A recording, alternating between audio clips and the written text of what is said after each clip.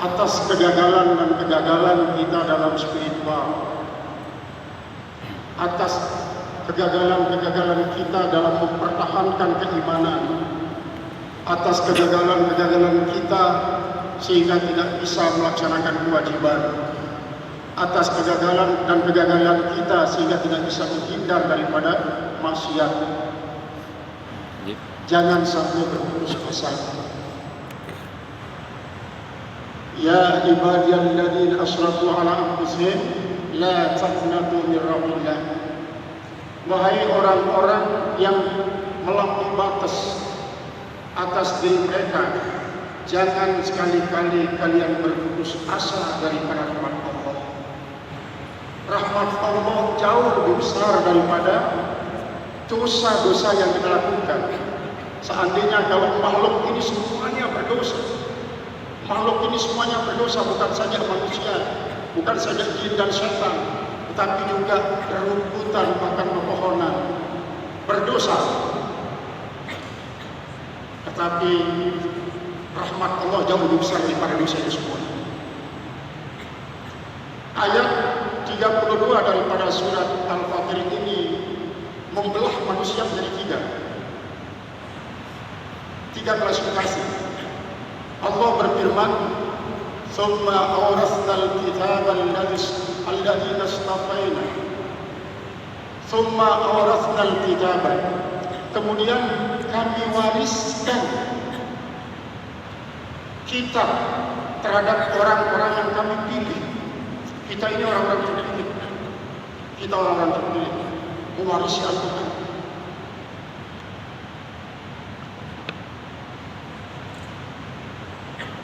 Wa minhum, di antara orang yang kami pilih itu adalah zalimun li nafsi, diberikan predikat orang yang menzalimi diri sendiri, bukan menzalimi Allah, bukan menzalimi orang lain. Wa minhum muqtasidun, yang kedua adalah orang yang kami pilih itu menjadi orang yang muqtasid. Muqtasid itu 50-50, tengah-tengah. Kalau muqtasid diambil daripada kalimat qasada, bisa menjadi orang yang berekonomi, bisa berarti orang yang mempunyai tujuan. Muqtasidun adalah orang yang sederhana, orang yang tidak melampaui batas dan tidak juga terlalu kikir dalam segala sesuatu. Wa minhum sabiqun bil khairati biiznillah. Yang ketiga adalah orang-orang yang unggul dalam kebaikan, itu semua dari sisi Allah, dengan izin Allah. Zalikal fadlul kabir, itu adalah merupakan suatu karunia yang sangat agung. Lalu apa yang dijanjikan oleh Allah buat mereka, buat hamba-hamba yang terpilih ini? Jannatu adnin, yaitu surga Aden. Yadkhulunaha, yang akan mereka memasuki akan dia, kali itu si surga Aden. Yuhallawna fiha min asawira, mereka diberikan perhiasan di dalam Jannatu adnin itu min asawira, daripada gelang-gelang, min dhahabin, gelang emas, wa lu'lu'an, dan dari mutiara-mutiara, wa libasuhum fiha harir, dan pakaian mereka di dalam Jannatu adnin itu adalah sutra-sutra. Artinya bahan bakunya tekstil itu adalah sutra. Wa qalu, lalu mereka berkata, alhamdulillahilladzi azhaba 'anil hazana, segala puji milik Allah yang telah menghilangkan dari kami semua rasa duka. Inna rabbana laghafurun syakur, sesungguhnya Tuhan kita adalah Maha Pengampun dan banyak membalas rasa syukur. Hadirin yang saya hormati para sholihin, ketika kita berbicara manusia yang zalimun li nafsih, itu termasuk juga dalam kategori yang dipilih oleh Allah. Dalam kategori yang dipilih oleh Allah. Apa yang maksudnya zalimun li nafsih? Dia hidupnya sebenarnya tidak pernah berniat untuk menyakiti diri sendiri, menganiaya diri sendiri. Tetapi sesungguhnya dia berbuat zalim mungkin untuk orang lain. Tetapi apa yang ia niatkan untuk orang lain itu, orang lain justru tidak akan terzalimi oleh tingkah laku dan perbuatannya, namun kembali kezalimannya terhadap diri sendiri. Ini apabila berkaitan dengan sosial kemasyarakatan. Kalau menzalimi diri sendiri dalam sosial keagamaan, pertama, kita akan diciptakan oleh Allah Subhanahu wa taala untuk beribadah. Wa ma khalaqtul jinna wal insa illa liya'budun. Aku tidak menciptakan manusia dan jin kecuali akibatnya akan beribadah kepada saya. Tapi ternyata zalimun nafsi ini tidak menjadikan hidupnya untuk beribadah kepada Allah, namun justru sebaliknya dia beribadah kepada syaitan. Disinilah sebuah kezaliman. Arti zalim itu kan wad'u syai'i dari mahali, menempatkan sesuatu pada tempatnya. Kalau topi kita taruh pada kaki itu namanya zalim. Sebaliknya kalau sepatu kita taruh di leher menjadi kalung, itu juga termasuk zalim secara bahasa. Tetapi zalim menurut syariat agama kita adalah mengingkari apa yang sudah ditetapkan oleh Allah Subhanahu wa taala, baik itu secara akidah maupun secara syariat. Misalnya ini, kita hadir ini, jangan akui kehadiran kita ini merupakan prestasi kita sendiri, tetapi adalah merupakan anugerah Allah. Karena ketika kita mengakui kehadiran kita ini prestasi kita sendiri, di situ sesungguhnya ada ujub. Ada ujub. Ketika kita ujub, habis semua pahala kita. Jangan pernah mengakui ibadah yang kita lakukan itu merupakan prestasi kita, tetapi adalah anugerah daripada Allah Subhanahu wa taala. Ketika kita mengakui bahwa ini bukan dari Allah taala tapi prestasi kita sendiri, itu termasuk ujub, maka ini termasuk zalimun nafsi secara hakikat. Ketika kita diwajibkan untuk melakukan sesuatu, apalagi tidak melakukannya, kita tidak lakukan. Kenapa kita tidak lakukan? Karena ada di situ peranan daripada syaitan. Ketika kita mau berangkat dari rumah untuk datang ke Islam Center melakukan ibadah, tetapi tiba-tiba loyo, semangat kita menjadi anjlok. Di situ ada peranan syaitan. Kita tidak ikuti apa yang diberikan oleh Allah Subhanahu wa taala kepada kita. Berarti syaitan yang diikuti, itu zalimun li nafsi. Sebaliknya, ketika kita berniat untuk melakukan perbuatan yang terlarang, semangat kita untuk berbuat terlarang itu sangat luar biasa. Kita memerangi dia, kekuatan mental kita tidak mampu untuk mengalahkannya. Akhirnya kita terjerumus berbuat dosa. Kita juga menzalimi diri sendiri. Sehingga kalau kita ambil suatu perbandingan antara volume kebaikan kita dengan volume kejahatan kita, kejahatan kita jauh lebih besar daripada kebaikan kita. Itu termasuk orang zalimun nafsi. Pokoknya 1 plus 50% sudah termasuk zalimun nafsi. 1 plus 50% sudah termasuk mengarah pada zalimun nafsi. Yang satu ini nanti pertama menjadi 2, menjadi 3, menjadi 4, akhirnya 70% kejahatan kita, hanya 25% kebaikan kita, itu zalimun nafsi. Kalau kita ukurnya daripada pengamalan Al-Quran, maka begitu juga, hanya 25% kita mampu mengamalkan Al-Quran, sedangkan 75%-nya tidak kita amalkan Al-Quran. Padahal kalau kita lihat, walaupun kita hidup di Indonesia ini, cara kita nikah sudah sesuai dengan Al-Quran, cara kita puasa sesuai dengan Al-Quran, kita sholat sesuai dengan Al-Quran, cara muamalah kita sesuai dengan Al-Quran, hidup berbangsa dan bernegara kita hampir sesuai dengan Al-Quran. Karena di sini kita kesulitan dalam jenayah. Tetapi untuk Untuk orang yang zalim bernafsu ini hanya 20% yang bisa dilakukan. Akibatnya nanti di akhirat dia akan mendapatkan hisaban asiro, yaitu hisab yang sangat sulit ketika dihisab oleh Allah Subhanahu wa taala.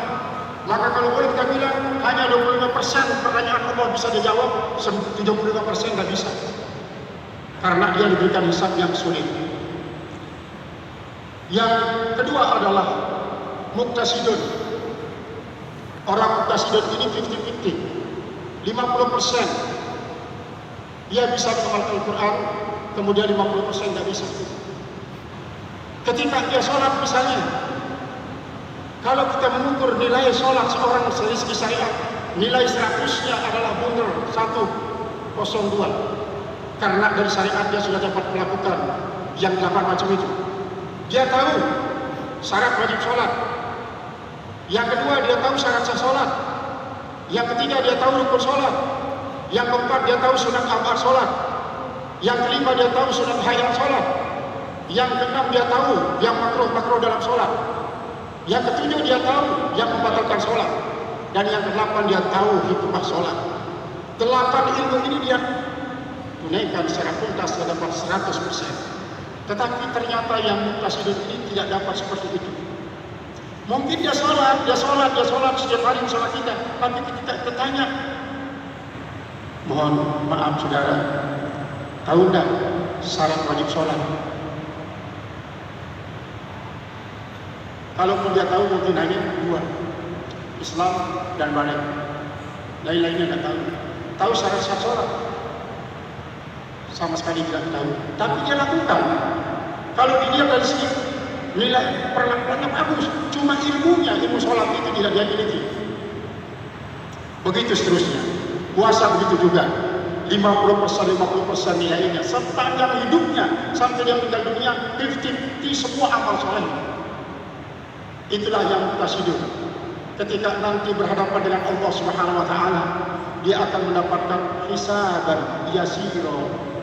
Dia mendapatkan hisab yang mudah. Artinya apa? Ketika dia tangkap, begitu dia tangkap pertanyaan Allah, dia langsung jawab 50% benarnya, 50% salahnya. Inilah yang muqtasidun. Jadi sudah bisa menengah ke atasnya, menengah ke atas.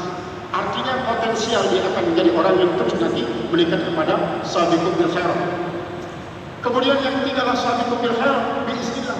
Orang yang mendapatkan keunggulan dalam kebaikan. Itu semua dengan izin Allah. Nah, jadi semuanya ini dengan izin Allah ya.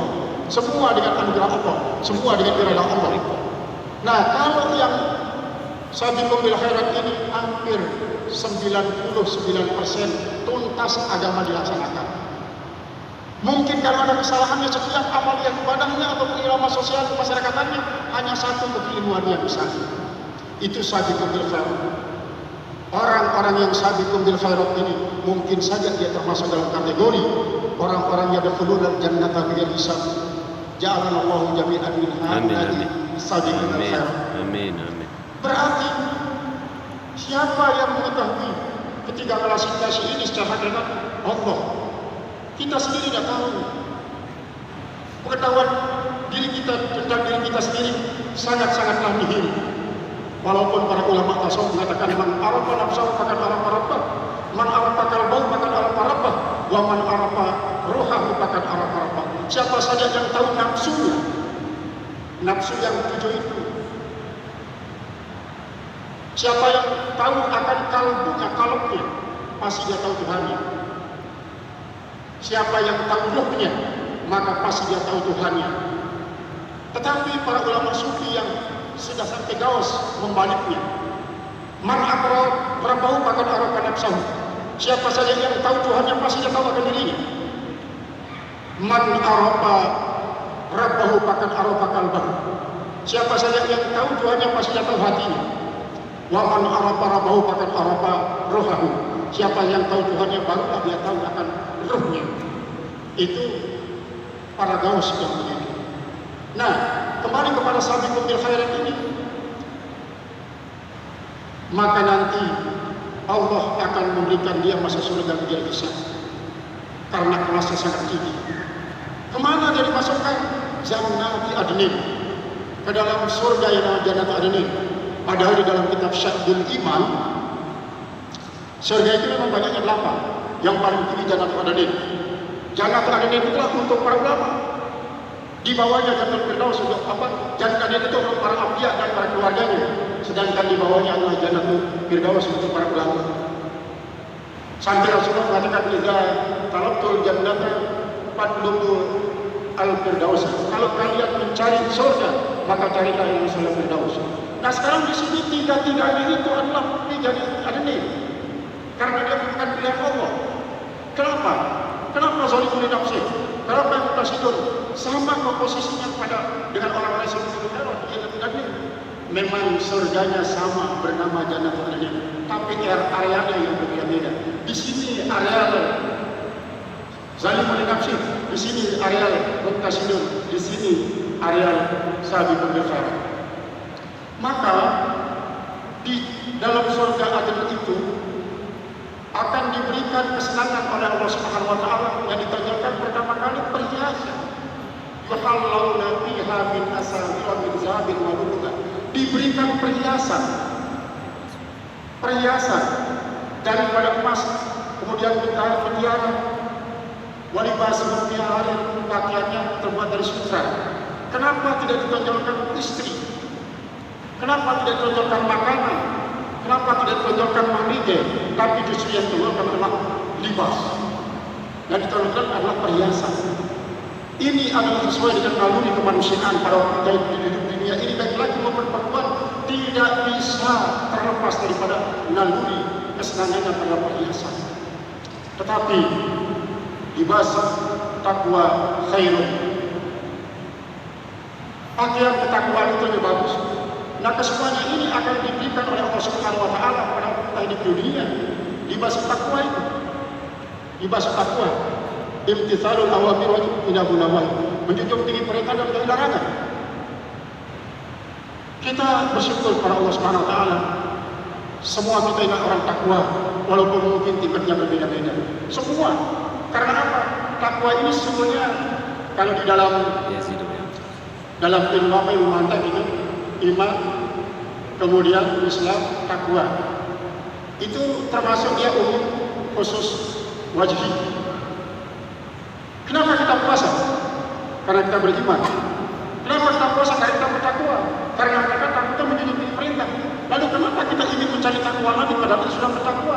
Takwa yang kita cari itu dalam arti predikat.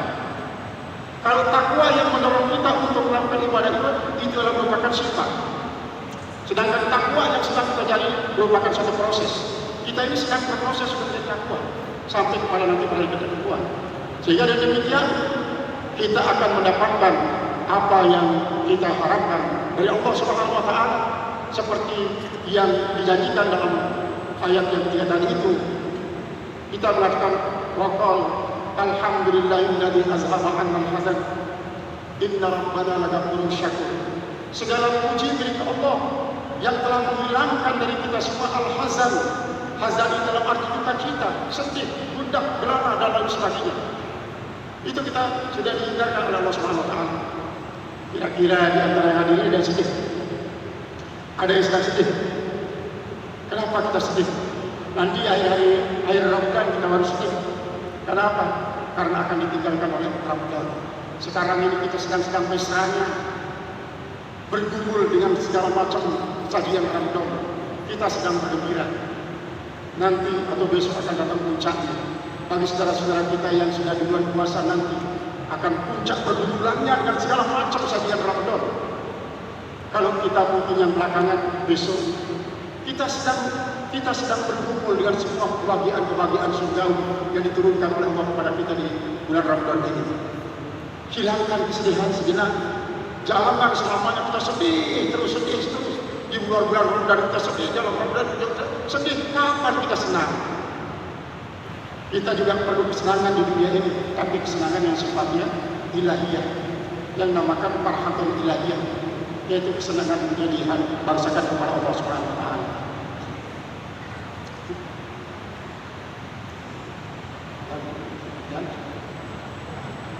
Jadi ini kesimpulan daripada ayat 32 daripada surat Al-Fatir ini yang membelah manusia menjadi 3 pecahan, yaitu adalah zalimun li nafsih,